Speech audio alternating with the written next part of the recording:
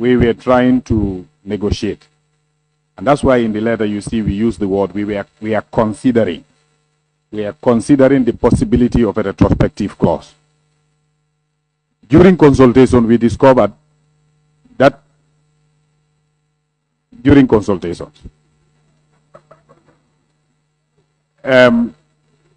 we realized we didn't go that way. So my statement to the effect, honorable member, my statement is we are no longer seeking a retrospective clause in this bill. We want the bill to be considered on face value. If it is approved, it will come to life at the due time that normal bills that you pass here go to life. Whatever happened before the date the bill will be passed will be regularized using other means other than the bill.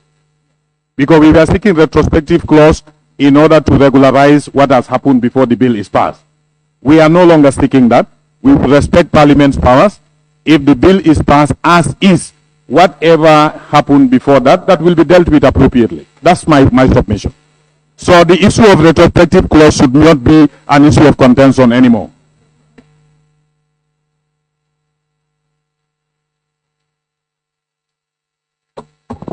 Yes, thank you, Chair. I think. Yes, thank you, Chair. I think this discussion is healthy, and I think it's the best way we can clear the issues that are not.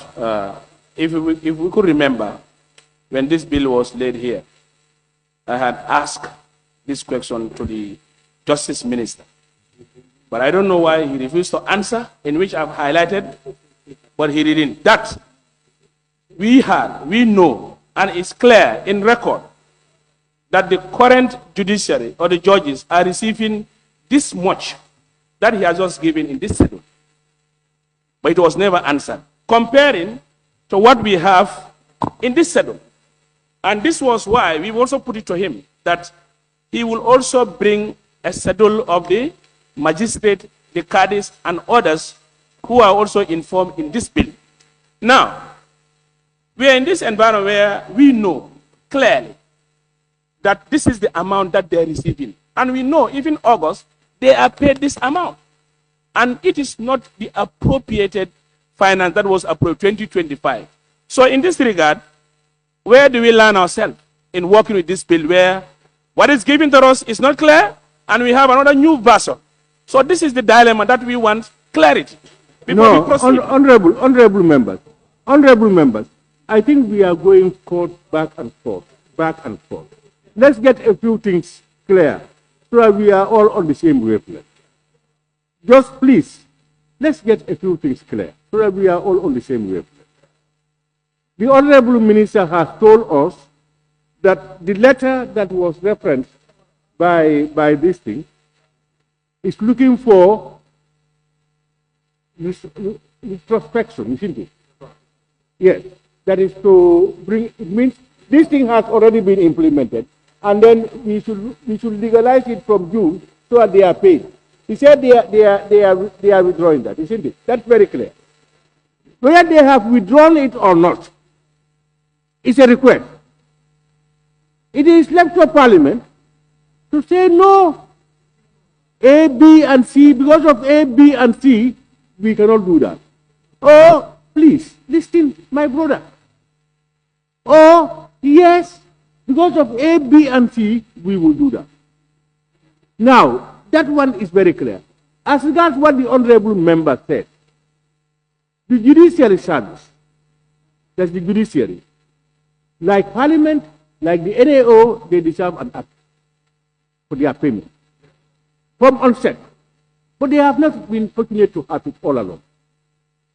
Now, the only correct way is for them to have an act, a bill like this, an act. Now, the one that we have passed in June, in December, is their old salary structure, scale. And that's what should have been paid until they get another approval from us. Now that they have brought in this one to us with a schedule and their act, their bill, we as Parliament know that definitely they deserve an increase. No doubt. What concerns most parliamentarians, I believe, is why is it not approved? Why it was paid before approval? Am I not right? Now, if that is so, and that because of that, they are looking for us to legalize the payment to June. Now, what we can do before we debate over this thing is look at the bill as we look at other bills. Look at the merits. We agree that, for instance, this schedule is indeed a fair one for the judiciary, for instance, and we approve of it. We approve of it effective. Any other thing before today that had gone out is illegal, and therefore it should be refunded. Simple and straightforward. So yes, let's have him and you. Yeah. Honorable members. Thank you, Chair. Chair, thank you very much, Chair. But our problem now, as you explained, our problem now, already a violation has been done. A constitution violation has been done, and the Parliament is a custodian of the Constitution. So if the ministry or the executive went around to make an increment by themselves, there is a non-starter. We cannot start this thing. They have been found of contempt. Yes. All right, Honorable. Yes. Chair, the Honorable Minister cannot simply tell us,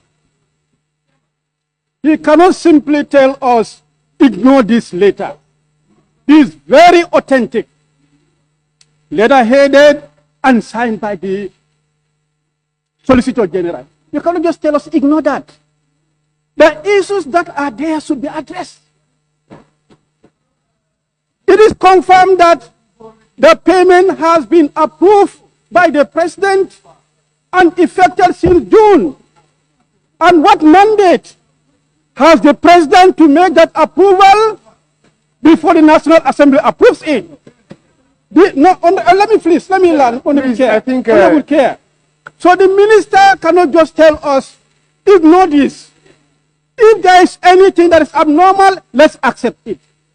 And again, as you put it, that's why some of us yesterday, we said we need to give this to the appropriate committee to review. But not to us. On the whole, we're just trying to be catch up in this kind of predicament.